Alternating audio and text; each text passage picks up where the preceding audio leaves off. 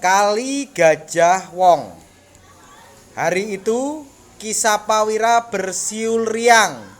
Seperti biasa ia akan memandikan gajah milik junjungannya Sultan Agung Raja Kerajaan Mataram. Dengan hati-hati Ki Sapawira menuntun gajah yang dinamai Kiai Dwi Pangga itu. Mereka berjalan ke sungai yang terletak di dekat Keraton Mataram. Mulailah ia memandikan gajah yang berasal dari negeri Siam itu. Nah, sekarang kau sudah bersih. Rambutmu sudah mengilap. Sekarang ayo kembali ke kandangmu, kata Ki Sapawira kepada Kiai Dwi Pangga. Ki Sapawira memang memperlakukannya Kiai Dwi Pangga seperti anaknya sendiri. Tak heran Kiai Dwi Pangga amat patuh padanya. Suatu hari Ki Sapawira tak bisa memandikan Kiai Dwi Pangga. Ada bisul besar di ketiaknya. Rasanya ngilu sekali. Badannya juga demam karena bisul itu. Ia meminta tolong pada adik iparnya, Ki Kerti Pejok, untuk mengganti memandikan Kiai Dwi Pangga. Kerti, tolong aku ya. Aku benar-benar tak bisa bekerja hari ini, kata Ki Sapawira. Tenang Kang, aku pasti akan membantumu. Tapi tolong beritahu bagaimana caranya supaya gajah itu menurut padaku. Aku takut jika nanti ia marah dan menyerangku, jawab Ki Kerti Pejok.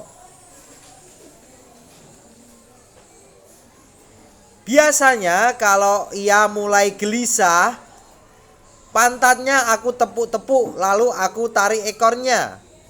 Nanti ia akan kembali tenang dan berendam sendiri di sungai. Kau tinggal memandikannya, jelas Ki Sapawira. Ki Kerti Pejok mengangguk-angguk tanda mengerti. Ia lalu berangkat ke sungai untuk memandikan Kiai Dwi Pangga.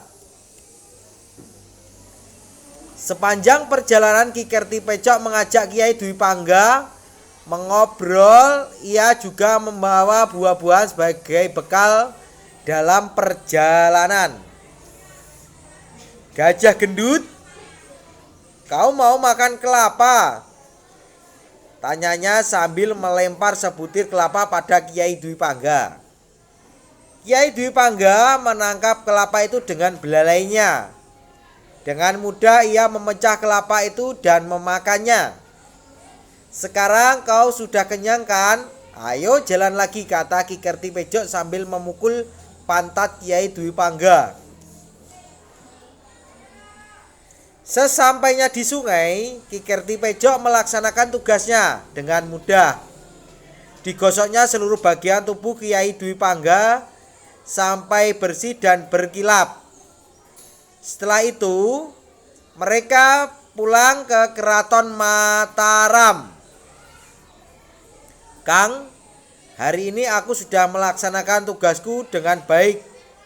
Apa besok Kakang masih memerlukan bantuanku? Tanya Ki Kerti Pejok pada Ki Sapawira. Jika kau tak keberatan, maukah kau mandikannya sekali lagi? Aku masih demam. Sedangkan gajah itu harus dimandikan setiap hari, jawab Ki Sapawira. Baik Kang, aku tidak keberatan. Toh gajah itu sangat penurut, jadi aku tak kesulitan saat memandikannya, kata Ki Kerti Pejok. Terima kasih Kerti, lusa aku pasti sudah sembuh. Kau akan bebas dari tugas ini, kata Ki Sapawira. Keesokan harinya, Ki Kerti Pejok menjemput Kiai Dwi Pangga.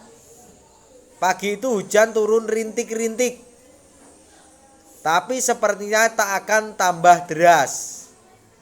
Di sungai, Ki Kerti Pejok bimbang karena dilihat air sungai sedang surut. Wah, airnya dangkal sekali. Mana bisa gajah ini berendam? Aku sendiri saja tak bisa, apalagi gajah yang besar, pikirnya dalam hati. Gajah gendut, kita cari sungai yang lain saja. Sungai ini dangkal, kau tak akan bisa berendam di sini. Ki Kertipejok menuntun Kiai Dwi Pangga ke hilir sungai.